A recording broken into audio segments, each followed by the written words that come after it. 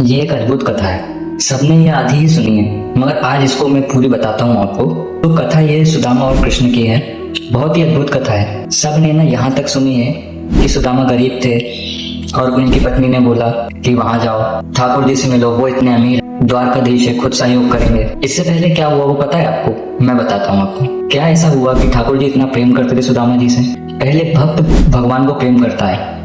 भगवान तो सबको ही प्रेम करते हैं। जब भक्त अपना प्रकट कर देता है अपना प्रेम, अपना प्रगाढ़, अपना विश्वास, तो भगवान फिर आलिंगन करते हैं। भक्त बिल्कुल अपने स्वरूप में समाहित करते हैं। तो सुदामा और कृष्ण की कथा ऐसी है। अब कहानी को हम शुरू करते हैं और कहानी की शुरुआत होती है। एक बुजुर्ग महिला थी, भिक्षु थी, भगवान नारायण की पूजा करती थी, भगवान को भोग लगाती थी जो भी भिक्षा में मिलता था। तो कई दिनों से कोई भिक्षा नहीं मिली थी उस बूढ़ी औरत को।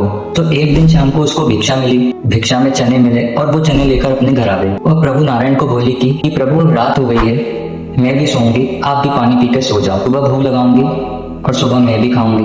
3 दिन से कुछ खाया नहीं है हम दोनों ने। और उसने जो चने की पोटली थी वो खूंटी से बांध दी। अब वो सो गई और रात में इस वृद्ध महिला के घर में चोर आ गए। उस चोर ने देखा कि पोटली में तो कुछ बंधा हुआ है। उसने पोटली उठाई और वो वहां से भागने लगा।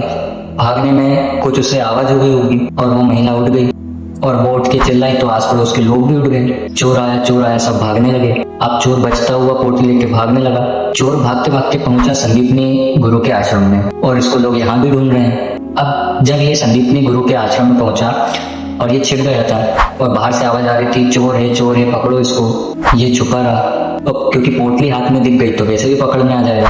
अभी किसी ने देखा भी नहीं है तेरे को। तो वो चोर पोटली वहीं छोड़ के भाग गया। अब ये पोटली छोड़ के तो भाग गया और वहां पे जो गुरु माँ थी, संदीपनी गुरु की जो धर्मपत्नी थी, तो वो वहां साफ सफाई के लिए आश्रम में आई। तो उन्होंने देखा, काफी लोग नहीं जानते कि सुदामा त्रिकालदर्शी थे। वो भूत भविष्य वर्तमान सब जानते थे और भगवान कृष्ण का मित्र होना कोई साधारण बात नहीं है। तो जैसे ही सुदामा जी के हाथ में पोटली आई तो वो घबरा गए। उन्होंने देखा कि एक बुजुर्ग महिला है जिसकी पोटली चोरी हुई और वो श्राप दे रही है कि जो भी उन चनों को खाएगा वो जिंदगी भर के लिए दरिद्र हो जाएगा। ये तो श्रापित पोटली है। अब आप देखना कि दोस्ती किसको कहते हैं। आगे की बात मैं बताता हूँ। अब वो पोटली गुरु माँ ने दी थी। ना गुरु माँ को पता था, ना ही कृष्ण को पता था कि वो शापित पोटली है। बस सुदामा जी को पता था और सुदामा जी पोटली लेकर चल दिए। सुदामा जी सोचने लगे और चिंतित हो रहे हैं। यदि कृष्ण ने ये चने खा लिए और वो तो अनंत ब्रह्मांड के रचयिता है, यदि अनंत ब्रह्मांड का रचयिता ही दरिद्र हो जाएगा तो फिर दुनिया का क्या होगा। तो क्या हुआ कि सुदामा जी ने ना फटाफट वो चने खा लिए। और जब कृष्ण भगवान ने पूछा सुदामा जी से कि भाई चने कहाँ हैं, तो सुदामा जी तो बोले कि मेरे को तो भूख लग रही थी, मैंने तो खा लिए। तो कृष्ण मुस्कुराए और बोले कि ठीक है। अब कृष्ण भगवान तो सब जानते हैं लेकिन उनकी लीला ही ऐसी है। उन्होंने बोला ठीक है, अब खा लिए तो क्या कर सकते। अब समय बीतने लगा, ठाकुर जी द्वारकाधीश बन गए। अब सुदामा जी ने तो पोटली के चने खा लिए थे।